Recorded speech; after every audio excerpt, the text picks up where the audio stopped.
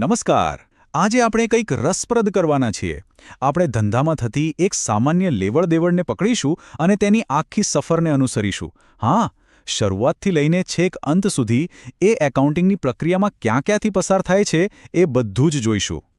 તો ચાલો સૌથી પહેલાં શરૂઆત કરીએ એકદમ બેઝિક સવાલથી કે આ નામું એટલે કે એકાઉન્ટિંગ છે શું? જુઓ, આ ખાલી આંકડા લખવાની રમત નથી. ના, એનાથી ઘણું વધારે છે. એ તો ધંધાના દરેક નાણાકીય વ્યવહારને એકદમ વ્યવસ્થિત રીતે નોંધવાની કળા પણ છે અને વિજ્ઞાન પણ. આપણી આખી સફર આ 5 મુખ્ય પડાવમાંથી પસાર થશે.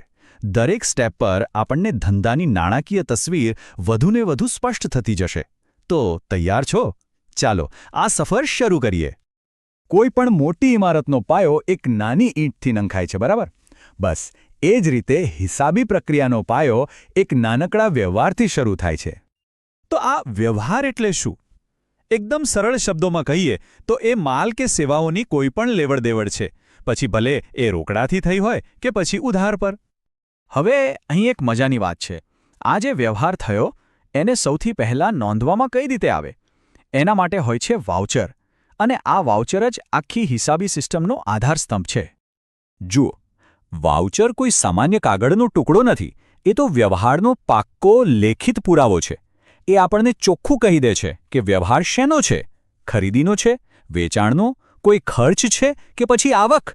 સાચું કહું તો હિસાબો લખવાની શરૂઆત જ અહીંથી થઈ છે. અને આ વાઉચરને સાચો પુરાવો શું બનાવે છે? એમાં રહેલી વિગતો, જેમ કે કોણે બનાવ્યું, કોના માટે બનાવ્યું, તારીખ, વાઉચર નંબર, રકમ, આંકડા અને શબ્દો બંનેમાં. અને હા, સૌથી જરૂરી, બનાવનારની સહી. આ બધું જ તેને એકદમ પાક્કો દસ્તાવેજ બનાવે છે. સારું, તો હવે આપણી પાસે અલગ અલગ વ્યવહારોના વાઉચર તો આવી ગયા. કદાચ એક મોટો ઢગલો જ થઈ ગયો હશે. પણ સવાલ એ છે કે આ કાગળના ઢગલામાંથી કામની વાત કેવી રીતે કાઢવી? બસ આ જ સમજવા માટે આપણી સફરમાં હવે આગળ વધવાનો સમય છે.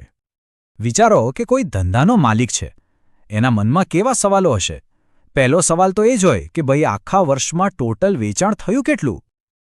પછી બીજો સવાલ એ પણ આવે કે પૈસા જાય છે ક્યાં? મતલબ કે કયા કયા પ્રકારના ખર્ચાઓ થઈ રહ્યા છે? અને અલબત્ત દિવસના અંતે સૌથી મોટો અને સૌથી અગત્યનો સવાલ, આ બધી દોડધામ પછી ધંધામાં નફો થયો કે નુકસાન? સાચું કહું તો ખાલી વાઉચરના ઢગલામાંથી આ સવાલોના જવાબ ના મળે. એના માટે આપણા વ્યવહારની સફરને આગળ વધવું પડે છે અને પહોંચવું પડે છે ખાતાવહી સુધી. આ એ જગ્યા છે જ્યાં દરેક વ્યવહારનું સરસ રીતે વર્ગીકરણ થાય છે. ચાલો, તો હવે ખાતાવહીમાં બધી નોંધો એકદમ વ્યવસ્થિત રીતે ગોઠવાઈ ગઈ છે. પણ હવે એ ચેક કરવું પડે કે આપણે જે પણ લખ્યું છે એ ગણિતની રીતે બરાબર છે કે નહીં, અને અહીંથી શરૂ થાય છે આપણો ચકાસણીનો તબક્કો. આ ચકાસણી જે પત્રકથી થાય છે એ છે કાચું સરવૈયું. એનો હેતુ એકદમ સીધો અને સરળ છે, પણ ખૂબ જ પાવરફુલ છે. આગળ વધતા પહેલાં એ પાક્કું કરી લેવું કે હિસાબોમાં કોઈ ગાણિતિક ભૂલ તો નથી ને. અને અહીં જ આખી એકાઉન્ટિંગ સિસ્ટમનો સૌથી મજેદાર અને સાચું કહું તો જાદુઈ કોન્સેપ્ટ આવે છે. તમે સાંભળ્યું જ હશે, ડબલ એન્ટ્રી સિસ્ટમ. આનો મતલબ શું? બહુ સિમ્પલ છે. દરેક વ્યવહારની હંમેશા 2 અસર થાય. એક ઉધાર તો બીજી જમા. અને કાચું સરવૈયું બસ એ જ ચેક કરે છે કે આપણું ગણિત બરાબર છે કે નહીં. શું ઉધારનો ટોટલ અને જમાનો ટોટલ મેચ થાય છે? જો હા, તો ગાડી બરાબર ચાલી રહી છે. વાહ! તો હવે આપણા આંકડાઓ એકદમ બરાબર છે. એ પાક્કું થઈ ગયું. તો હવે સમય છે એ જાણવાનો કે આ આખા વર્ષની મહેનતનું ફળ શું મળ્યું, પરિણામ શું આવ્યું. અને આ પરિણામ આપણને મળે છે નફા નુકસાન ખાતામાંથી. એનું કામ જે છે કે એક ચોક્કસ સમયગાળા માટે ધંધાનો ચોખ્ખો નફો કે ચોખ્ખી ખોટ શોધી કાઢે. અને આની ગણતરી બહુ જ સીધી સાદી છે. જો બધી આવક એટલે કે જમા બાજુ, બધા ખર્ચા એટલે કે ઉધાર બાજુ કરતાં વધારે હોય તો એ છે ચોખ્ખો નફો. અને જો ખર્ચા વધી જાય તો સમજી લો કે એ ચોખ્ખી ખોટ છે.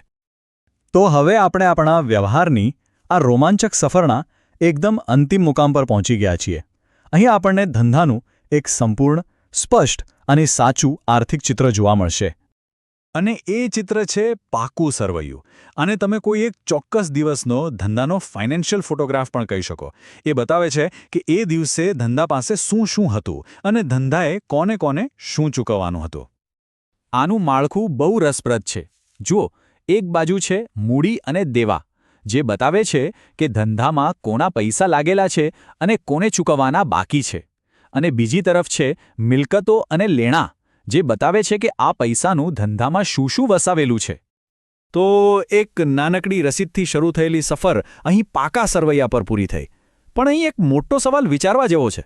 શું આ બધા આંકડાઓ ફક્ત વીતી ગયેલા સમયની વાત કરે છે કે પછી આ આંકડાઓની અંદર ભવિષ્ય માટેનો કોઈ રસ્તો પણ છુપાયેલો છે? જરા વિચારજો.